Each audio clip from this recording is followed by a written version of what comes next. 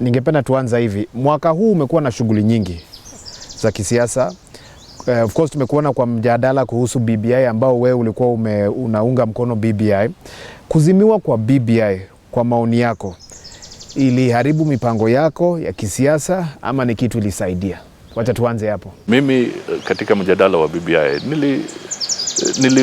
niliunga vipengele kadhaa, lakini kuna vingine niliwaambia jameni havifai. Vinafaa kuchunguzwa tena, virekebishwe kwa sababu vile vilikuwa vimeandikwa wakati ule vitaleta utata tukienda mbele. Na ukweli wa mambo, wale ambao walienda kotini, vile vipengele nilikuwa nagusia vilitajwa kwa ule uamuzi wa mahakama. Okay. Kwa hivyo pahali mimi niko sasa ni kuambia Wakenya tuende mbele. Uchaguzi umefika, alafu tutaangalia mengine baadaye. Sasa umekuwa mistari wa mbele kupigania uboreshaji wa uchumi wa nchi ya Kenya na kuikosoa serikali kutokana na mikopo ya juu, debt. Unahisi sauti yako inasikika inavyofaa ama bado? Waliipuuza ndugu yangu. Nilianza matamshi yangu mwaka wa 2015 kutoa mawedha yangu na kulalamika kwamba huenda vile tunavyokopa, ukiangalia vitabu vya serikali unaona kwamba mambo ya madeni yanaenda juu kwa kasi, na yale madeni ambayo yanatusumbua ni yale madeni ambayo yana riba ya juu na muda mfupi wa kulipa. Tukiona kwa vitabu vya serikali sasa kuna mikopo ambayo ina riba kama ya 7% na wakati wa kulipa ni miaka karibu 15 ama 20. Huo ni mkopo ambao utaleta shida, na tumeanza kuona matatizo kwa sababu yanachangia ushuru kwenda juu na kadhalika, na hii hali ngumu ya Wakenya ambayo iko sasa. Kwa hivyo kile tu ningependa kusema ni kwamba tukienda mbele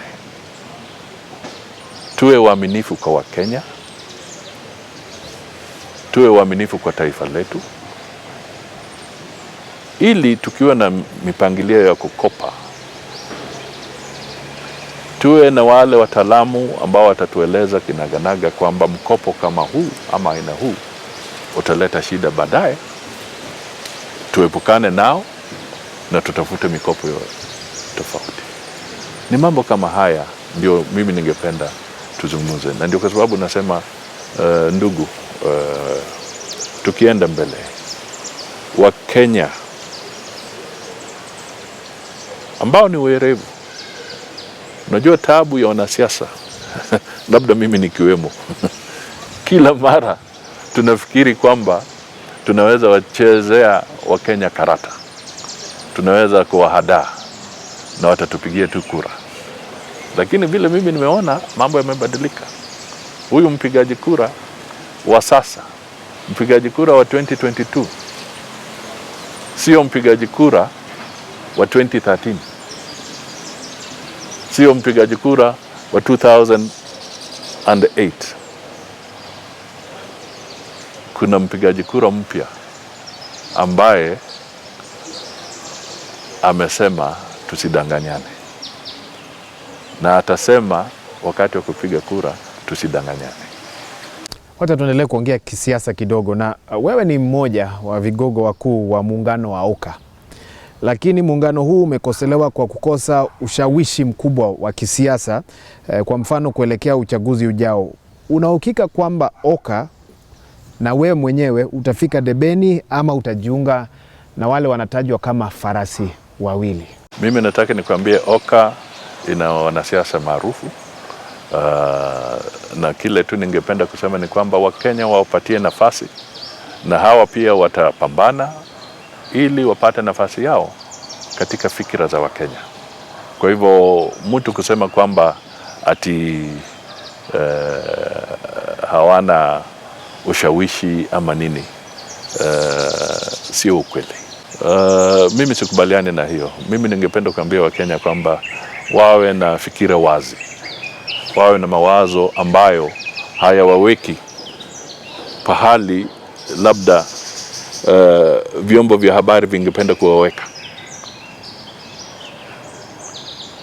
Kwa sababu kusema ukweli, hii ni agenda ya watu wachache ambao hawataki sisi tujue kwamba Mwaora yuko. Wanajaribu kutuambia tu ni Mudavadi pekee. Mimi naambia Wakenya tufungue macho. Kuna wanasiasa maarufu wa Kenya wazalendo wengi ambao wapewe nafasi yao.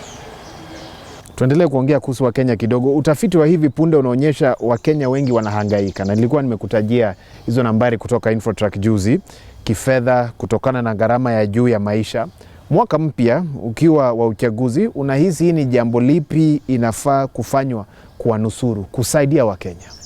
Mimi ningependa kusema kwamba Wakenya wenyewe wajiandae kujisaidia. Tunaelewana? Kwa sababu wamepewa nafasi ya kikatiba ya kuchagua viongozi ambao watakuwa na mawazo na maono ambayo yatalenga kurekebisha hali ya uchumi katika taifa letu. Kwa hivyo mimi nasema, wewe mpigaji kura ambaye ni Mkenya, usipotoshwe na ongo ama hongo. Usipotoshwe na magari makubwa makubwa yakipita pale, watu wakicheza sukuti na mwomboko na mugithi. Tusipotoshwe na hayo. Sasa tumefika wakati kama wapigaji kura tuangalie ni nani ambaye anaonesha kwamba ana sera ambazo zitafaa kwa Wakenya. Kwa hivyo Wakenya wenyewe ni lazima wajiokoe. Wewe kama unajua mtu ni mkora na wewe mwenyewe unampigia kura, alafu baadaye unalalamika, sasa unataka nani akusaidia? Tukiendelea kumaliza, maybe ungetuambia ni jambo lipi iliyofanyika mwaka huu wa 2021 ambalo hautasahau, au na labda ni mambo yepi unahisi yafaa kuwa kipao mbele mwaka mpya wa 2022? Nadhani kile kimekumba Wakenya zaidi kusema ni vile janga hili la COVID limesumbua Wakenya. Kusema ukweli, ingawa tulikuwa na shida mbalimbali, lakini uzito ambao umeongezeka kwa sababu ya COVID, kuona watu wengi wakipoteza ajira, kuona watu wengi wakienda kwa hospitali wakifariki, ni jambo ambalo linakera sana. Uchumi wa Wakenya wengi umeharibika, na isitoshe tumeona pia kwamba pesa za umma nyingi ambazo zingeenda katika hali ya kuimarisha mambo ya kiafya katika sehemu mbalimbali, zingine ziliporwa.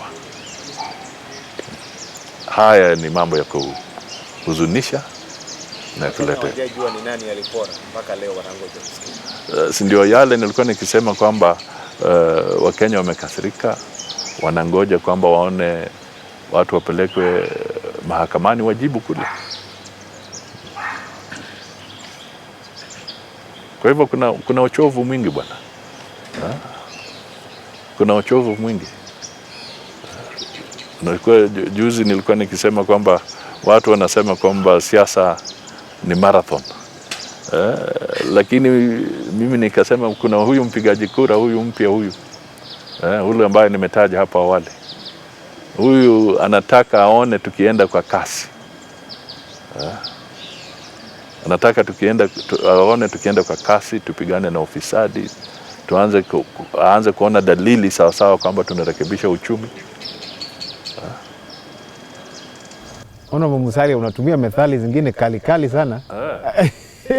Lakini mimi nazungumza na Wakenya na sauti yangu hii, bila mimi ninavyosema, mimi nakwambia wengi kule mashinani ya mwisho. So unaambia Wakenya jina lako itakuwa kwa debe 2022.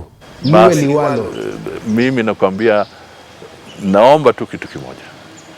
Wakenya wanipatie hiyo kura yao ili niwe mtumishi wao kama rais wa Jamhuri ya Kenya.